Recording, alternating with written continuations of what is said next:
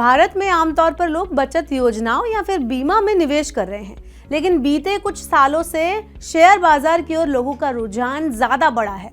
खासतौर पर कोरोना काल में जब लोग घर पर थे, उस वक्त लोगों ने खूब शेयर मार्केट में निवेश किया। कई निवेशक तो पहली बार शेयर बाजार से जुड़े। शेयर बाजार में निवेश करने के लिए डीमैट खाता होना जरूरी है। ऐसे में कोरोना महामारी के बाद लाखों की संख्या में नए डीमैट अकाउंट्स खोले गए। आंकड़े भी इस बात की गवाही देते हैं। दिसंबर 2023 तक भारत में 14.39 करोड़ डीमैट खाते खोले गए, जबकि शेयर निवेशकों की संख्या 8.49 करोड़ है। यानी डीमैट खाते ज्यादा हैं, निवेशक कम। इन आंकड़ों से तो पता चलता है कि एक व्यक्ति के पास करीब 2 डीमैट खाते हैं। तो ये तो औसत की बात रही। असलियत ये है कि कई लोगों के पास 3 से भी ज्यादा डीमैट अकाउंट्स हैं। वहीं बहुत से लोग ऐसे हैं जिन्होंने उत्साह में खाते तो खुलवा लिए, लेकिन इन्वेस्टमेंट की जो सोच थी उसको पूरा नहीं किया, उन्होंने निवेश ही नहीं किया। वहीं कई निवेशक ऐसे थे जिन्होंने शुरुआती दौर में नुकसान हुआ तो उन्होंने निवेश करना ही बंद कर दिया।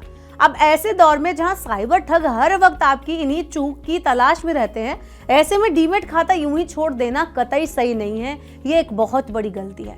हाल ही में मनी लॉन्ड्रिंग में ऐसे कई खातों का इस्तेमाल हुआ है जो बरसों से निष्क्रिय पड़े थे। ऐसे में जरूरी है कि आप उन खातों को बंद करा दें जिन्हें आप इस्तेमाल नहीं करते। साइबर ठगी के डर के साथ भी इन निष्क्रिय खातों पर उन्हें सालाना मेंटेनेंस शुल्क का भुगतान भी करना पड़ रहा है। अगर आपका भी कोई डीमैट अकाउंट है जो निष्क्रिय हो गया है तो आप उसे आसानी से बंद करके शुल्क देने से भी बच सकते हैं। तो चलिए जानते हैं कि आप अपने निष्क्रिय पड़े डीमैट अकाउंट को कैसे आसानी से बंद करवा सकते हैं। डीमैट खाता बंद करने का पहला नियम है अपनी सभी होल्डिंग्स को खत्म कर दें। डीमैट खाता बंद करने से पहले ये सुनिश्चित करें कि आपके डीमैट अकाउंट में कोई शेयर या पैसा बचा तो नहीं हुआ।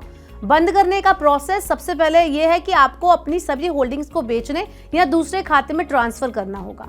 अब आपको अपने डिपॉजिटरी पार्टिसिपेंट यानी डीपी से संपर्क करना होगा। डीपी वो होता है, अगर आपको नहीं पता तो बता दूं, कि जिसके पास आपका डीमैट खाता है। डीपी एक बैंक, वित्तीय संस्थान या ब्रोकरेज फर्म हो सकता है। आप उनसे संपर्क करें, कांटेक्ट करें, विवरण अपने खाते का दें। उनकी वेबसाइट पर आप देख सकते हैं ये सब चीजें कि कैसे कांटेक्ट करना है। अब यहाँ आपका डीपी आपसे क्लोजर फॉर्म भरवाएगा। सभी आवश्यक विवरण देने के बाद आप फॉर्म को सही भरें। इसमें आपका डीमैट खाता नंबर, व्यक्तिगत विवरण और बंद करने के कारण को शामिल किया गया होगा। यहाँ आपको क्लोजर फॉर्म के साथ जरूरी डॉक्यूमेंट सबमिट कराने होंगे। जरूरी डॉक्यूमेंट्स में मेन जो होता है वो पैन कार्ड की एक प्रति, एड्रेस प्रूफ और पहचान प्रमाण पत्र आपको जमा करना होता है। इसके बाद आपको बकाया राशि का निपटान करना होगा। अगर आपके डीमैट अकाउंट से जुड़ा कोई भी बकाया शुल्क है तो उसे बंद करने का प्रोसेस शुरू करने से पहले आपको उसका भुगतान करना जरूरी है।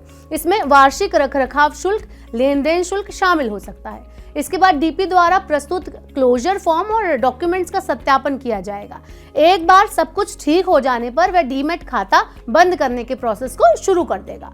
यहाँ जरूरी है कि आप डीमैट अकाउंट बंद करने के बाद कंफर्मेशन प्राप्त जरूर कर लें। डीमैट अकाउंट बंद करने का अनुरोध प्राप्त होने पर आपका डीपी आपको बंद होने की पुष्टि भेजता है। ये आपके डीमैट खाते को बंद करने का कंफर्मेशन एक पत्र या ईमेल के जरिए आपको मिलता है। तो इस तरह से अगर आपके पास भी कोई डीमैट खाता है जिसका आप इस्तेमाल नहीं कर रहे, तो तुरंत मैंने जो बताया आप वो काम कीजिए और अपने अकाउंट को बंद कराइए। और ऐसे ही और वीडियोस के लिए देखते रहिए मनी9।